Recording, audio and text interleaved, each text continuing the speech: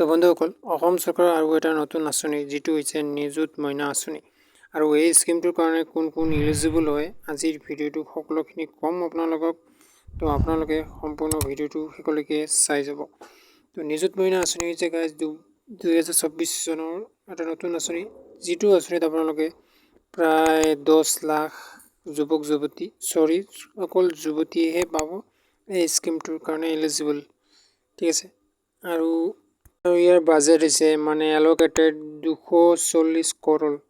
তো 10 লাখ মানুহে 240 কৰল টকা কেনেকৈ পাব সম্পূৰ্ণ দেখুৱাম, আৰু কি কৰিব লাগিব, ফৰ্ম কেনেকৈ ডাউনলোড কৰিব, ঠিক আছে, জমা ক'ত কৰিব, অনলাইন কেনেকৈ এপ্লাই কৰিব, সম্পূৰ্ণ চাই যাব ভিডিঅ'টো একেলগে।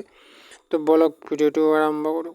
তো যদি মোৰ পিক এণ্ড এড কেফে ইউটিউব চেনেলটোত প্ৰথমবাৰ আহিছে তো চেনেলটো জৰুৰ ছাবস্ক্ৰাইব কৰি দিব, ঠিক আছে, আৰু ভিডিঅ'টো লাইক কৰিব নাপাহৰিব।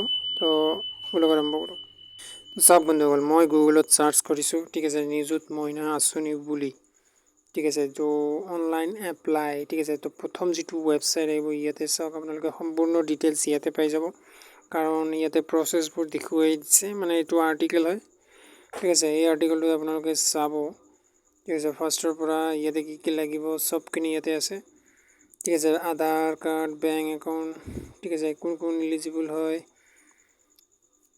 চাওক। মুখ্যমন্ত্ৰী এইটো চাওক গাইজ, আছাম নিযুত মইনা স্কিম 2024 অনলাইন ইলিজিবিলিটি, ঠিক আছে। আৰু আছাম মুখ্যমন্ত্ৰী নিযুত, এতিয়া চাওক, chief minister of Himanta Biswa Sarma has launch welfare scheme for female student in state, name his scheme Mukhyamantri, commonly known as Assam এম স্কিম। আৰু এই স্কিমটো গাইজ চাইল্ড মেৰিজ বন্ধ কৰিবৰ কাৰণে কৈছে, মানে প্ৰভাইডছ ফাইনেন্সিয়েল এছিষ্টেণ্ট, মানে ছাপোৰ্ট কৰিবৰ কাৰণে এইটো স্কিম ওলাইছে। আৰু নিযুত মইনা আঁচনিত প্ৰায় 10 লাখ মানুহ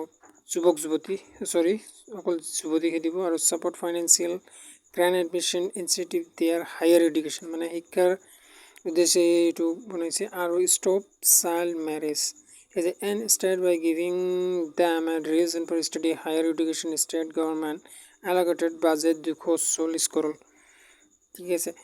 in this scheme Assam budget 2024 objective Mukhyamantri Nijut Moina scheme, empower girls child through education in their state, provides financial assistance, মানে এইটো ফাইনেন্সিয়েলৰ কাৰণে বনাইছে, ঠিক আছে। Girls taking admission two graduation তো ইয়াতে চাওক, এডমিশ্যন ক্লাছ 11ৰ পৰা আপোনালোকে 10,000 টকা পাব গ্ৰেণ্ড, ঠিক আছে। আৰু আপ টু আপোনালোকে যিমান হায়াৰ এডুকেশ্যন আছে তো যিমানখিনিলৈকে দিয়ে আৰু ইমানলৈকে পাব।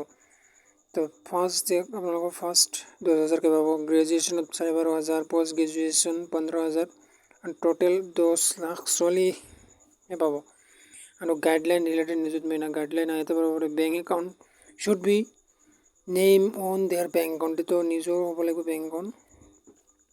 আৰু ইয়াতে লাঞ্চ বাই হিমন্ত বিশ্ব শৰ্মা, এইটো মুখে কৈছে, তো এইটো চাব আপোনালোকে।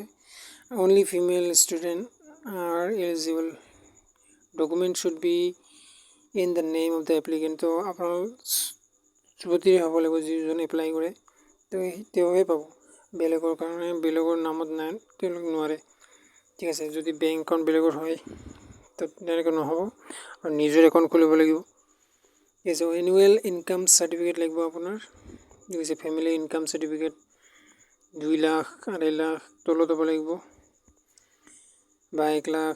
তো ইয়াতে স্কিম ফৰ ওমেন কেটাগৰী, তো কেটাগৰী ইয়াতে দি দিছে, ঠিক আছে। আৰু বাজেট কিনি দিছে, আৰু ক্লিক হেয়াৰ টু ফৰ্ম, তো এই ফৰ্মখন এবাৰ চাব আপোনালোকে কি কি লাগে, আৰু ইয়াতে কিবা ভুল থাকিলে শুধৰণি হ'বনে নাই, ঠিক আছে, আপোনালোকে কাৰেকশ্যন।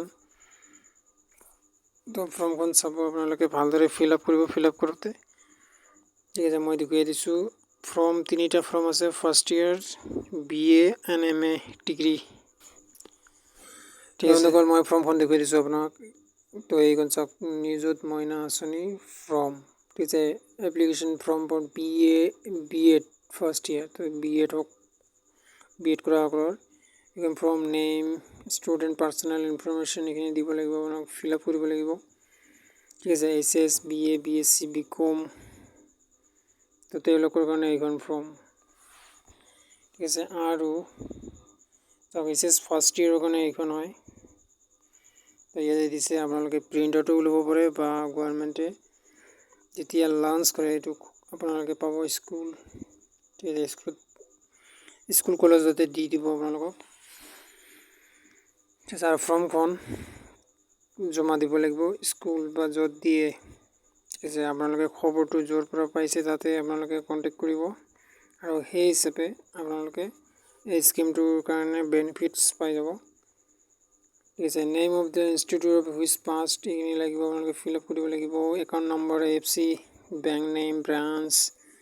তো আপোনালোকে বেংক একাউণ্ট নম্বৰ দিয়াতে ভালকৈ দিব। তো এইখন গাইজ ফৰ্ম হয়, কাৰণ কিবা ভুল হ'লে আপোনালোকে আকৌ শুধৰণি কৰিব নোৱাৰে। UG ফাৰ্ষ্ট ইয়াৰ, তো ইয়াতে প্ৰায় তিনি চাৰিখনমান ফৰ্ম আছে। ইয়াতে আপোনালোকে যিটো কেটাগৰী ৱাইজ হয়, যিটো কাৰেণ্ট ষ্টুডেণ্ট হয়, মানে ফাৰ্ষ্ট ইয়াৰ যদি ফাৰ্ষ্ট ইয়াৰ, BA যদি BA, এণ্ড গ্ৰেজুৱেশ্যন যদি গ্ৰেজুৱেশ্যন। ঠিক আছে, তো এইখন ফৰ্ম আপোনালোকে ফিল আপ কৰি ল'ব আৰু এনেকৈ প্ৰিণ্ট আউট কৰি ল'ব। আপোনালোকৰ ওচৰৰ দোকানৰ পৰা লৈ ল'ব প্ৰিণ্ট আউট। ঠিক আছে, কেফেৰ পৰা, চাইবাৰ কেফে। তো ইয়াৰ পৰা মই এতিয়া কৈছোঁ যে ডিটেইলছ কি লিখিব চাওক। ডকুমেণ্ট ৰিকুৱাৰ্ড নিযুত মইনা আঁচনি, Aadhaar card, bank account, domicile certificate, mobile number, 10 pass certificate, caste certificate, final marksheet, previous যদি কিবা পাছ কৰিছে এইটো।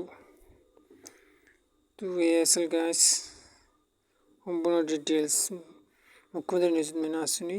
ষ্টেটাছ চেকৰ কাৰণে গাইজ অফিচিয়েল ৱেবছাইটত আপোনালোকে চেক কৰিব পাৰে। ক্লিয়াৰ টু ট্ৰেক, ঠিক আছে, ইয়াতে চেক ষ্টেটাছ বুলি এটা অপশ্যন আছে। তো আপোনালোকে অফিচিয়েল ৱেবছাইটত গৈ আপোনালোকে চেক কৰিব পাৰে। তো এয়াই আছিল গাইজ আজিৰ ভিডিঅ'টো। ঠিক আছে, আপোনালোকে কিদৰে এপ্লাই কৰিব নিযুত মইনা আঁচনিৰ কাৰণে। তো কিবা ডাউট থাকিলে গাইজ মোক তলত কমেণ্ট কৰি জনাব আপোনালোকে। ঠিক আছে, তো মই আকৌ আপোনালোকক দিবলৈ চেষ্টা কৰিম। তো আজিলৈ ইমানেই, লগ পাম আৰু এটা নতুন ভিডিঅ'ত। জয় অসম।